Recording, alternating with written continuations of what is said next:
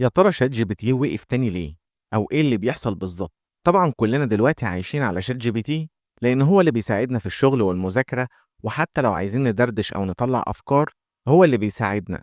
بس اللي لاحظناه الأيام اللي فاتت دي إن شات جي بي تي بيتعطل كتير، أو زي ما بنقول كده بيقفل أو بيهنج ومش بيكمل اللي بنطلبه منه. طب إيه هي الحكاية؟ وليه الدنيا بتتعطل فجأة كده؟ في مجلة نيوزك الأمريكية اللي بتتابع أخبار التكنولوجيا قالت إن في عدد كبير جدا من المستخدمين بلغوا عن مشاكل مع شات جي بي تي، وده النهاردة بتاريخ نزول الفيديو 10/6/2025. وبيقولوا إن في أكتر من 1350 واحد بلغوا عن مشكلة، وإن الشات مش بيقدر يكمل المهام اللي بتطلب منه علشان ينفذها. تخيل كده إنك بتسأل شات جي بي تي سؤال مهم، وفجأة تلاقي رسالة ظهرت لك بتقول حصل خطأ في الشبكة، لو سمحت اتأكد من النت وجرب تاني. ولو المشكلة دي فضلت موجودة كلمنا على help.openai.com. واحد من المستخدمين كمان قال إن بتجيله رسالة خطأ في تدفق الرسائل، وفعلا دي حاجة تحبط أي حد بيشتغل بيه. طيب في سؤال مهم، ليه السيرفرات ممكن تتعطل فجأة؟ خلينا كده نخش جوه ونشوف ايه القصة. شات جي بي تي مش مجرد برنامج عادي، ده نظام ذكاء اصطناعي ضخم، عامل زي المخ الكبير اللي شغال على سيرفرات أو خوادم. السيرفرات دي كتيرة جدا ومنتشرة في العالم كله، علشان كده لما بيحصل عطل الموضوع بيكون وراه كذا سبب، وغالبا بيكونوا في السيرفرات دي نفسها.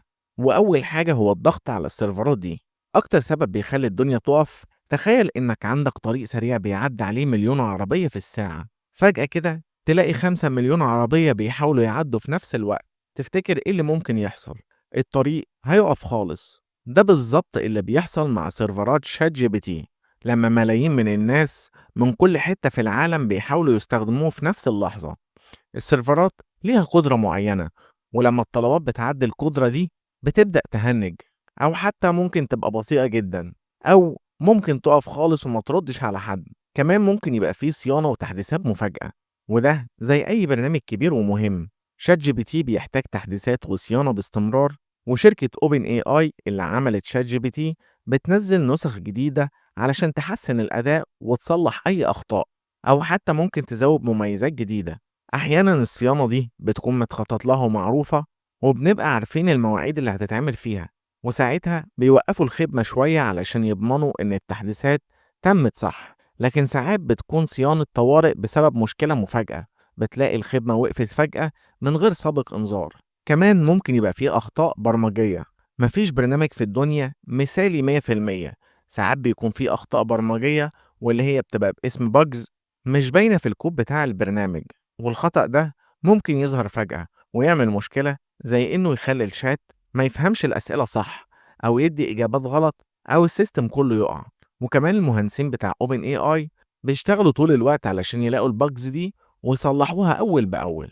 ممكن يكون في مشاكل في الشبكة أو الداتا سنتر، وكأن كده النت فاصل عن المخ. شات جي بي تي مش شغال في الفضاء، هو معتمد على شبكة ضخمة من الكابلات والسيرفرات الرئيسية اللي بنسميها داتا سنتر، ودي بتبقى موجودة في أماكن كتير في العالم.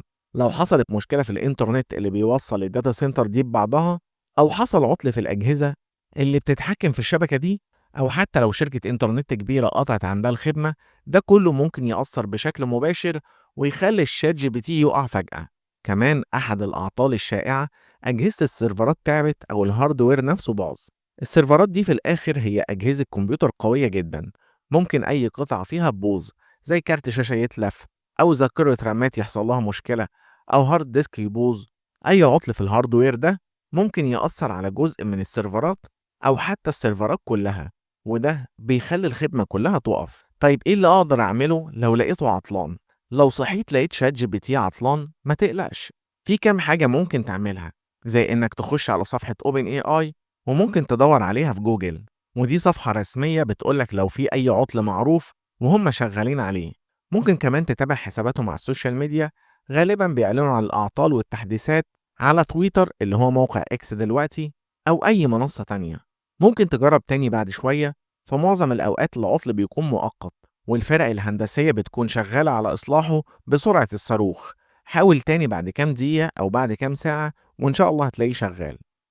خليني أقول لك إن شات جي بي تي اللي أعلنت عنه اوبن اي اي في فبراير 2025 عنده أكتر من 400 مليون مستخدم نشط كل أسبوع، و10 مليون مشترك بيدفعوا فلوس. في الحقيقة ده اختراع جبار وغير حاجات كتير جدا في حياتنا، بس هو زي أي تكنولوجيا متطورة مش بعيد عن المشاكل أو الأعطال دي، ومع إنها بتضايقنا إلا إنها جزء طبيعي من تشغيل وصيانة خدمة عالمية بالحجم ده. وبس كده، متنساش تعمل لايك واشترك في القناة علشان يوصلك كل جديد. وبس كده، دعمك ليا لايك وشير، ولو انت على اليوتيوب اشترك في القناة وما تنساش تشوف الحلقات اللي فاتت.